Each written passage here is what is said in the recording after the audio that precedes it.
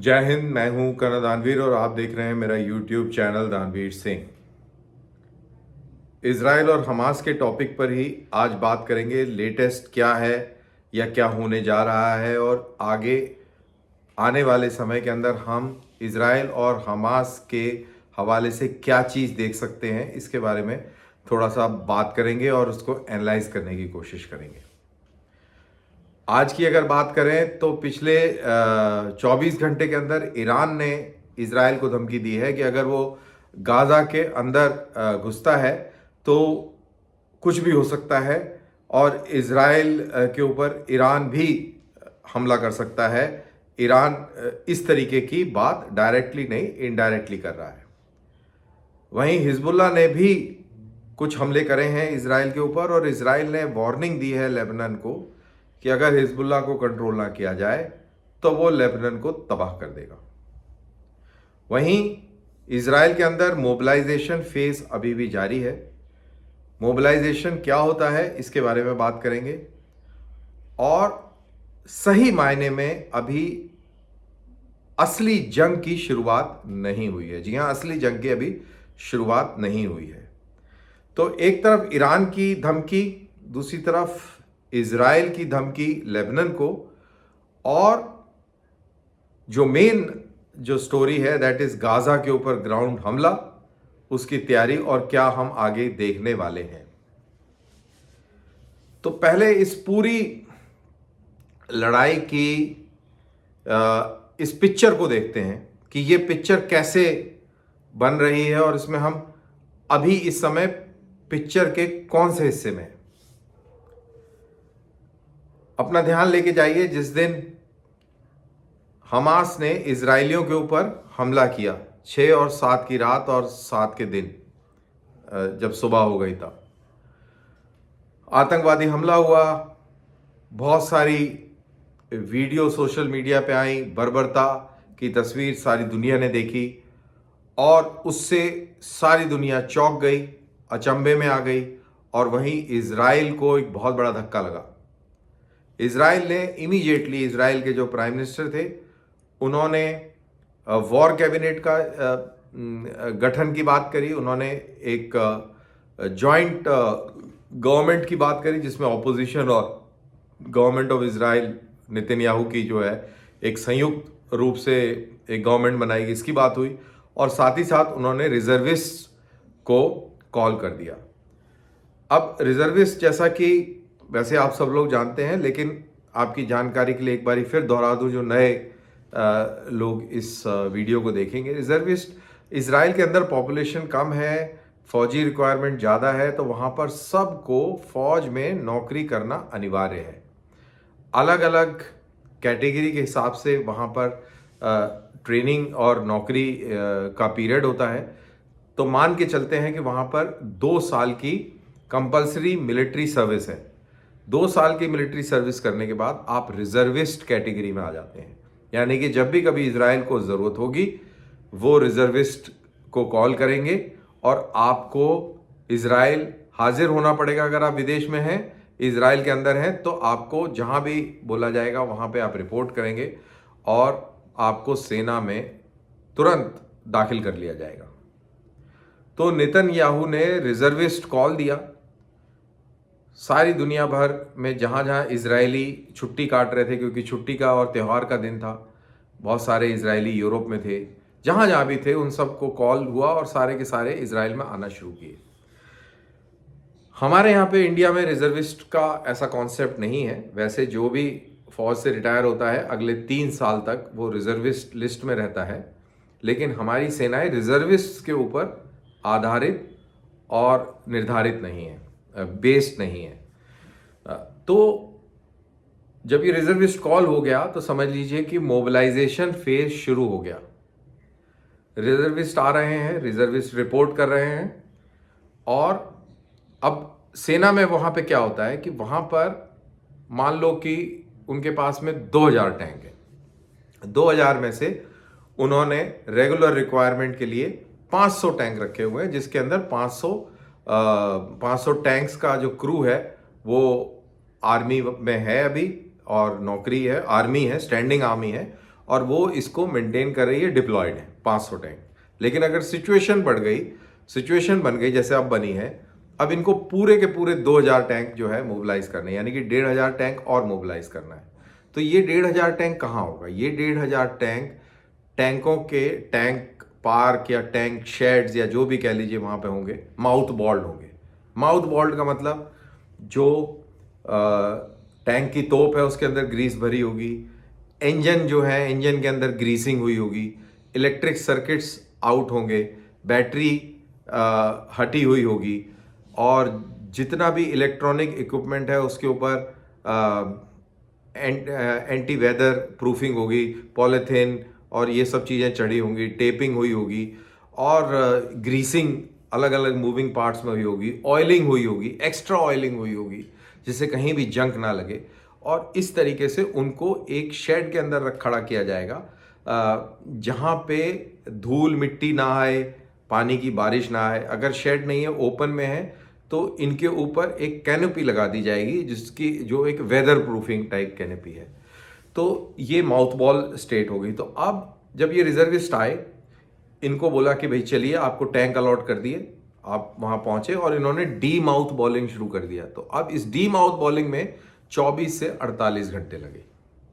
जब ये D mouth ball हो गए, फिर इनके अंदर तेल पानी पड़ा, इंजन स्टार्ट हुए, और फिर ये सारे के सारे जो हैं इनको इकट्ठा करके अलग अलग रिक्वायरमेंट के हिसाब से कि भाई ये 40 टैंक इधर जाएंगे, ये 40 उधर जाएंगे, ऐसे करके पूरा डिस्ट्रीब्यूशन हो गया डिप्लॉयमेंट के लिए। ये डिप्लॉयमेंट के लिए चले गए, इसमें और 2-3 दिन लग गए। साथ ही साथ अब एमिनिशन भी लाना है, तो एमिनिशन डिपो होगा, वहाँ से एमिनिशन उठा और वो आ रहा है और वो इन टैंकों में डिस्ट्रीब्यूट हो रहा है। एमिनिशन लाना, इनको आर्म करना, इसमें अलग टाइम लग रहा है। जब ये वहाँ पर पहुँच गए कोई भी इलाके में कि भाई ये 40 टैंक इस इलाके में पहुँचे हैं, ये है, वहाँ पे उसका रेजिमेंट कमांडर होगा, ऑफिसर्स आए होंगे, एनसीओज आए होंगे और सोल्जर्स आए होंगे, इन सब का इंटीग्रेशन होगा और ट्रेनिंग होगी। इसमें और 2-4 दिन लगेंगे। तो कहने का मतलब है कि ये जो पूरा मोबिलाइजेशन पीरियड है, ये 4 दिन से 16 दिन, डिपेंडिंग ऑन कि किस टाइप की क्राइसिस है और कैसे मैनेज कर रहा है, तो ऐसे होगा। जब ये कार्रवाई चल रही है तो साथ के साथ काउंटर टेररिज्म एक्शन भी चल रहा है, क्योंकि जब ये हमास आए तो ये पूरे इजराइल में बिखर गए और इधर उधर मार रहे थे, शूटिंग कर रहे थे, तो इनको भी पकड़ना, धरपकड़, मार, ये वो सब चल रहा था। तो जब मोबिलाइजेशन चल रहा है, रिजर्विस्ट आ रहे हैं एक तरफ, दूसरी तरफ जो फौज है वो इनको पकड़ पकड़ के ठोक रही है, ये काम चल रहा है। अब ये दोनों चीजें चल रही हैं, साथ के साथ जो हमास के टारगेट्स हैं उनको टारगेट एयरफोर्स कर रही है, और उधर हमास भी रॉकेट फायरिंग कर रहा है तो उनको आयरन डोम न्यूट्रलाइज कर रही है। तो ये सारी चीजें एक साथ हो रही हैं। अब ये सारी चीजें एक साथ तो हो रही हैं, लेकिन इसके साथ साथ हम देख रहे हैं कि हिजबुल्लाह ने एक फ्रंट खोल दिया लेबनान से, या प्रयास किया। उधर ईरान भी परेशान है, ईरान भी धमकियां दे रहा है, ये एक अलग चल रहा है। अब ऐसी स्थिति के अंदर कोई एक सिचुएशन का एडवांटेज भी ले सकता है, तो उसको रोकने के लिए अमेरिका के जंगी बेड़े आ गए कि भाई हम यहाँ पे हैं, किसी को गलतफहमी नहीं होनी चाहिए, तो एक वो है। अब ये सारी जो कार्रवाई हो गई है या हो रही है, इसमें अभी निर्णायक लड़ाई तो अभी शुरू नहीं हुई। अगर आप बिल्कुल क्लासिक फौजी पॉइंट ऑफ व्यू से देखें तो अभी युद्ध शुरू ही नहीं हुआ है। लड़ाई असली उस दिन शुरू होगी जिस दिन इजराइल के टैंक और फौजी गाजा के अंदर घुसेंगे, और उसी चीज का इंतजार हमास कर रहा है। पिछले 2 साल से हमास ने इसी चीज की तैयारी करी है। अब आपको थोड़ा सा पीछे लेके चलते हैं। 2014 में हमास और इजराइल के बीच में जंग हुई, और इस जंग के अंदर आपको ये मालूम होना चाहिए कि इजरायली सेना अपना मकसद पूरा नहीं कर सकी, बहुत सारी कैजुअल्टीज हुई, और इजराइल का आइकॉनिक टैंक मार्कावा, उसने इस जंग में काफ़ी शिकस्त खाई। बहुत सारे टैंक्स जो हैं धाराशायी हुए। हमास ने एंटी टैंक फायर का बहुत अच्छा इस्तेमाल किया, और साथ ही साथ इजरायलीज़ को अपने टनल नेटवर्क से सरप्राइज कर दिया। जी हाँ, इजरायलीज को तब पता नहीं था कि हमास ने सुरंगें बना रखी हैं, और उस सुरंगों में से निकल निकल कर जब टैंक ऊपर से आगे चले जाते थे तो पीछे से निकल कर पीछे से वार कर देते थे, साइड से कर देते थे। बहुत अफरा तफरी उन्होंने मचाई। इतने सालों में 14 से लेके 2023 तक काफ़ी साल हो गए, और इस दौरान उन्होंने नेटवर्क टनल्स का और बढ़ा लिया है। एक अनुमान के मुताबिक 500 किलोमीटर लंबा एक जाल बिछा हुआ है इन टनल्स का। इन टनल्स के जो मुंह हैं ये बड़ी बड़ी रिहायशी बिल्डिंगों में बेसमेंट्स में खुल रहे हैं। तभी आप देख रहे होंगे कि इजराइल की एयरफोर्स रिहायशी इलाकों में बड़ी बड़ी बिल्डिंग्स को टारगेट कर रही है, क्योंकि वहाँ पे इंटेलिजेंस है कि ये टनल यहाँ पे खुल रहा है, यहाँ पे ये हमास का ये है वो वगैरह वगैरह। अब हमास को भी मालूम था कि हम इतना बड़ा आतंकी हमला करेंगे तो इसकी जवाबी कार्रवाई इजराइल करेगा, और इजराइल जैसे हमेशा करता रहा है वैसे ही करेगा। वो कैसे करेगा? वो अपनी फौजें लेके आएगा और हमास के ऊपर, हमास के इलाकों के ऊपर कब्जा करने का प्रयास करेगा, उनको सप्रेस करेगा। और ये इसी चीज़ का इंतज़ार कर रहे हैं, क्योंकि इन्होंने बहुत सारे टनल बना रखे हैं। इन टनल्स के अंदर बारूदी सुरंगें हैं। इन टनल्स के अंदर बहुत सारी ऐसी लोकेशंस हैं जहाँ से हमास निकल के गुरिल्ला वॉरफेयर कर सकते हैं। और कहा जा रहा है, अनुमान लगाया जा रहा है कि इन टनल्स के अंदर ही जो 199 हॉस्टेजेस इजराइल से कैप्चर करके लेके गए हैं हमास, इनको इन्हीं टनल्स में छुपाया गया है। तो ये स्थिति है, और हमास भी इस चीज़ का इंतज़ार कर रही है कि इजराइल की फ़ौजें आए और हम उनको शिकस्त दें। इनकी प्रेरणा कहाँ से आती है, ये भी एक बहुत इंपॉर्टेंट चीज़ है। प्रेरणा दरअसल यूक्रेन से आती है। जब जब रशिया की फोर्सेस ने यूक्रेन पर हमला किया तो सिचुएशन ये थी कि यूक्रेन की फ़ौज के पास बुलेट प्रूफ जैकेट नहीं थे, बहुत थोड़ी मात्रा में उनके सैनिक थे, और बुलेट प्रूफ जैकेट जर्मनी से आए थे। वो हबड़ा दबड़ी में बहुत सिचुएशन ऐसी गंभीर हो गई कि लोगों को एकदम से वहाँ भी रिजर्विस्ट कॉल हुआ, वहाँ भी लोग आए, लेकिन तब तक रूसी सेना जो है कीव के आसपास तक पहुँच गई थी। इतनी तेज़ी से रूसी सेना ने भी हमला चारों तरफ से किया था। और उसके बाद से लेके आज तक रूसी सेना कीव से पीछे हटी, और कई जगहों पर उसको विड्रॉ करना पड़ा, शिकस्त खानी पड़ी। और ये भी अनुमान लगाने लग गए लोग कि अब रूस जो है हार की कगार पर है। तो इस चीज़ से हमास को बहुत बड़ी प्रेरणा मिली है कि अगर यूक्रेन जहाँ पर वहाँ पे फौजें ही नहीं थी, कोई तैयारी नहीं था, उसने अगर रूस की सेना को हरा दिया तो हम तो इतने सालों से लड़ रहे हैं, बैटल हार्डन्ड हैं गुरिल्ला वॉरफेयर टेररिस्ट एक्टिविटी में, तो हम बिल्कुल शिकस्त दे देंगे।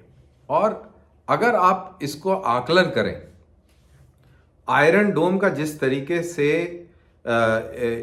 हमास ने अपने रॉकेट्स के ज़रिए उनको ऑलमोस्ट रिडंडेंट कर दिया, बेकार कर दिया, ये एक हमास की जीत है।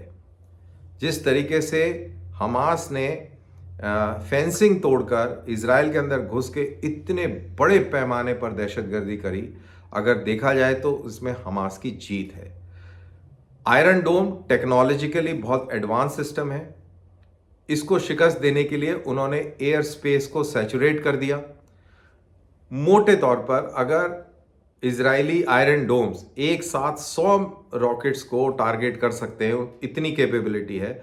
उन्होंने 200 रॉकेट फायर कर दिए, और जो डिफरेंस हुआ, 100 रॉकेट गिरा दिए उन्होंने, 100 रॉकेट जाके टारगेट पर लगे। मैं ऐसी एक आपको उदाहरण दे रहा हूं। तो इस तरीके से उन्होंने आयरन डोम को शिकस्त दी। जितनी भी इजराइल की बॉर्डर फेंसिंग है, इसको स्मार्ट बॉर्डर फेंस कहते हैं। कैमरे लगे हुए हैं, इलेक्ट्रॉनिक सेंसर्स लगे हुए हैं। जैसे ही आप उसको काटेंगे, जैसे ही वहाँ पर कोई हरकत करेंगे, अलर्ट आ जाएगा। जो आपका कंट्रोल रूम है वहाँ पर अलर्ट आ जाएगा, और अलर्ट के हिसाब से आप अपनी फोर्सेस को मूव करके, और जहाँ भी कहीं हरकत हुई होगी उसको आप करेक्ट कर उसको रोक सकते हैं, उसको न्यूट्रलाइज कर सकते हैं। इसमें ड्रोन्स भी शामिल हैं, इनमें ज़रूरत पड़े तो हेलीकॉप्टर भी, टैंक भी, गाड़ियाँ भी, वॉट एवर इट इज़। तो उन्होंने मल्टीपल जगह पे, इतनी सारी जगह पे क्रॉसिंग अटेम्प्ट कर दी, समुंदर के रास्ते से भी बहुत प्रयास करे, और इतना मतलब काबिलियत रोकने की 10 की है, इन्होंने 100 जगहों पर उस तरीके से कार्रवाई कर दी। तो पूरी इजरायली सेना सत्ते में आ गई, बेसिकली ओवरलोड कर दिया सिस्टम, ये बखूबी जानते हुए कि ऐसा हम करेंगे, उसके बाद इजराइल का रिटेलिएशन आएगा, और रिटेलिएशन बिल्कुल आना शुरू हो गया है। और असली लड़ाई होगी जिस दिन इजराइल के टैंक और फौजी गाजा में घुसेंगे। हमास उसी दिन का इंतज़ार कर रहा है कि कब ये आएंगे और कब हम अपनी स्ट्रेंथ पर लड़ेंगे। लेकिन वहीं इजराइल की बात करें तो 2014 से आज तक इजराइल ने भी बहुत रिसर्च कर ली है। इजराइल इंटरनल नेटवर्क और इस पूरे हमास के प्लान से वाकिफ़ है। तो क्या ये उसी तरीके से सेम ओल्ड टैक्टिक से गाज़ा में घुसेगा? अगर इजराइल सेम ओल्ड टैक्टिक से घुसता है तो मान के चलिए कि वो शिकस्त होगी, और बहुत भारी शिकस्त होगी। लेकिन इजराइलियों को, जैसा हम सब जानते हैं, जैसा उनका इतिहास रहा है, हम सबको वो चौंका देगा और एक नए किस्म से इस गाज़ा के अंदर युद्ध में उतरेगा। और मेरे को पूरी उम्मीद है कि हमास जैसे आतंकवादी संगठन को पूरी तरह ये निस्ते नाबूद कर देगा। वहीं जैसा मैंने कहा कि ईरान ने धमकी दी है, लेकिन ये मान के चलिए कि ईरान इस जंग में नहीं कूदेगा, क्योंकि अगर ईरान ने ये गलती कर दी तो समझ लीजिए कि ईरान की आयतुल्लाह खुमैनी वाली जो ये रजीम है, ये उसका आखिरी लम्हा होगा, और अमेरिका अब ईरान को नहीं छोड़ेगा। इजराइल एक ऐसा मुल्क है जिसके लिए अमेरिका कुछ भी कर सकता है। इसमें समझने की बात यह है कि पूरी अमेरिकन इकॉनमी जूइश इकॉनमी है। पूरे मिडिल ईस्ट के अंदर अगर कोई लॉयल मुल्क अमेरिका का है, नेटो से भी ज़्यादा लॉयल, तो वो इजराइल है। और इजराइल अगर खोता है अमेरिका, तो अमेरिका एक बहुत बड़े इलाके पर अपने वर्चस्व को खो देगा, और अमेरिका सुपर पावर होने से एग्जिस्ट करना बंद कर जाएगा। तो स्टेक्स बहुत हाई हैं। तो ईरान की जहाँ तक बात है, ईरानियंस को भी पता है कि ये गेम गड़बड़ हो सकता है, तो वो भी हिस्सा नहीं लेंगे। हिजबुल्लाह भी ज़्यादा जोर नहीं लगाएगा, क्योंकि आज इजराइल ने कड़ी वार्निंग दे दी है कि अगर तुम अंदर आए, अगर तुमने ज़्यादा परेशानी पैदा करी, तो हम पूरे लेबनान को तबाह कर देंगे। तो इस वीलॉग को मैं यहाँ पे ख़त्म करता हूँ, इसी बात को लेकर कि असली लड़ाई, निर्णायक लड़ाई गाज़ा के मैदान में लड़ी जाएगी। अभी असली लड़ाई की तैयारी हो रही है, अभी लड़ाई शुरू नहीं हुई है। आपको ये मेरा वीडियो कैसा लगा? अगर आपको अच्छा लगा, मेरा एनालिसिस आपको दुरुस्त लगा, तो प्लीज़ इसको लाइक कीजिए और अपने मित्रों के साथ शेयर कीजिए, और मुझे दीजिए इजाज़त। जय हिंद।